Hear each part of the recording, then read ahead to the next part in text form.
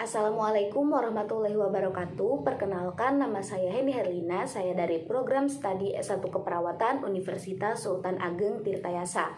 Di sini saya akan menjelaskan mengenai anatomi fisiologi sistem pencernaan untuk memenuhi tugas mata kuliah Keperawatan Medikal Bedah 2 dengan dosen pengampu Nurse Tuti Sulasti, Sarjana Keperawatan Magister Keperawatan.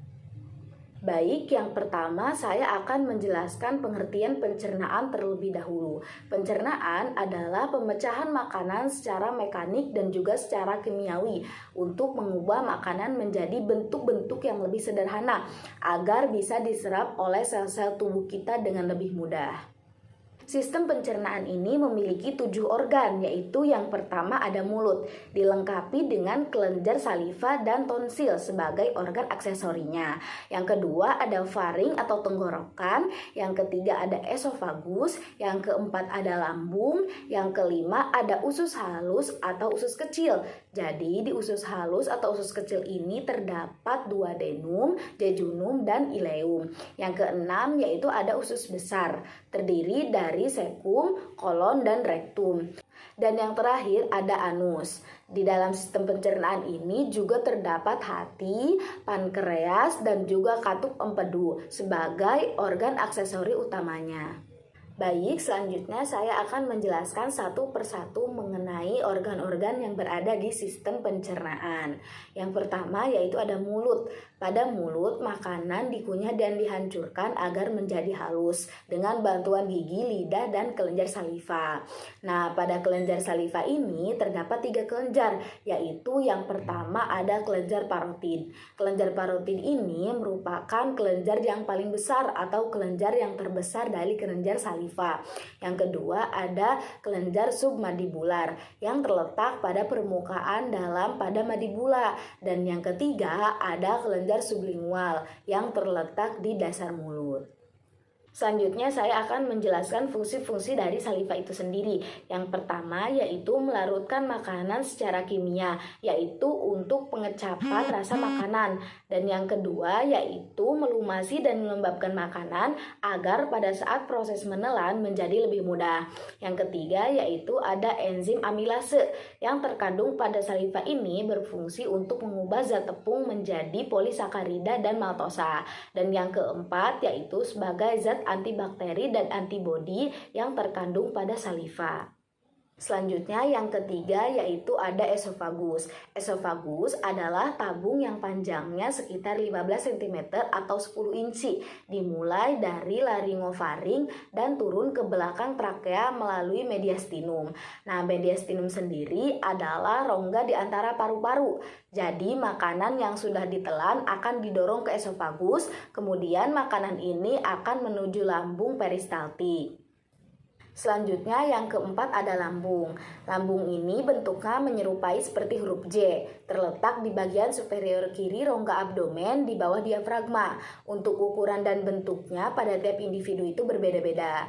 Nah, untuk fungsi dari lambung itu sendiri yaitu sebagai tempat penyimpanan makanan, memproduksi timus, digesti protein, dan memproduksi mukus. Nah, jadi mukus ini berfungsi untuk melindungi lambung dari aksi pencernaan dari sekresinya sendiri. Selanjutnya yang kelima ada usus halus. Usus halus ini terbagi menjadi 3 bagian. Yang pertama ada duodenum. Duodenum ini merupakan bagian dari usus halus yang paling pendek, panjangnya sekitar 25-30 cm. Dan yang kedua ada jejunum. Jejunum ini adalah bagian dari usus halus yang panjangnya sekitar 1-1,5 cm. Dan yang ketiga ada ileum. Ileum ini adalah bagian dari usus halus yang paling panjang. Panjangnya itu sekitar 2-2,5 cm. Pada usus halus ini mengakhiri proses pencernaan makanan yang dimulai dari mulut dan dari lambung. Lalu usus halus pun juga selektif dalam mengabsorpsi produk digesti. Selanjutnya yang keenam yaitu ada usus besar. Nah, begitu materi dalam saluran pencernaan ini memasuki usus besar, sebagian nutrien ini sudah diabsorpsi dan dicerna dan hanya menyisakan zat-zat yang belum dicerna atau zat-zat sisa. Nah, untuk bagian-bagian di usus besar ini, yang pertama ada sekum, yang kedua ada kolon. Nah, kolon ini terbagi menjadi tiga bagian lagi, yaitu yang pertama ada kolon ascenden, yang kedua ada kolon transversa, yang ketiga ada kolon descenden. Nah, selanjutnya yang ketiga yaitu ada rektum yang panjangnya 12-13 cm. Adapun fungsi-fungsi dari usus besar tersebut, yang pertama yaitu mengabsorpsi 80-90% air dan elektrolit dari timun yang tersisa. Yang kedua, usus besar ini hanya memproduksi mukus. Yang ketiga, sebagian bakteri di dalam kolon ini mampu mencerna sejumlah kecil selulosa. Juga mampu memproduksi sedikit kalori nutrien bagi tubuh setiap harinya. Lalu usus besar ini mensekresikan zat selulosa dalam bentuk feses.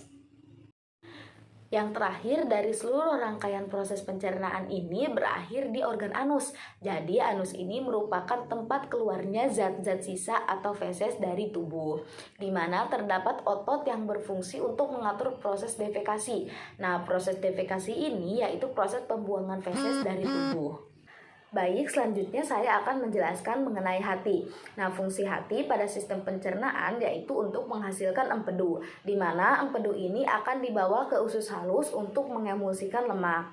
Nah, emulsifikasi ini adalah proses pemecahan gumpalan lemak menjadi tetesan yang lebih kecil yang menambah daerah permukaan, di mana enzim pencernaan lemak atau lipase ini dapat bekerja. Lalu, empedu ini juga bersifat basa dan dapat menetralkan HCl pada timus.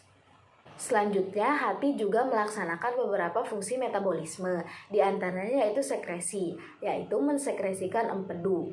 Selanjutnya yaitu sintesis garam empedu, sintesis plasma, lalu sebagai tempat penyimpanan, di mana salah satu contohnya yaitu menyimpan glukosa dalam bentuk glukagen.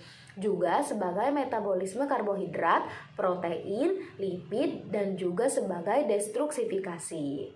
Sekian penjelasan anatomi fisiologi sistem pencernaan dari saya. Kurang dan lebihnya mohon maaf. Wassalamualaikum warahmatullahi wabarakatuh.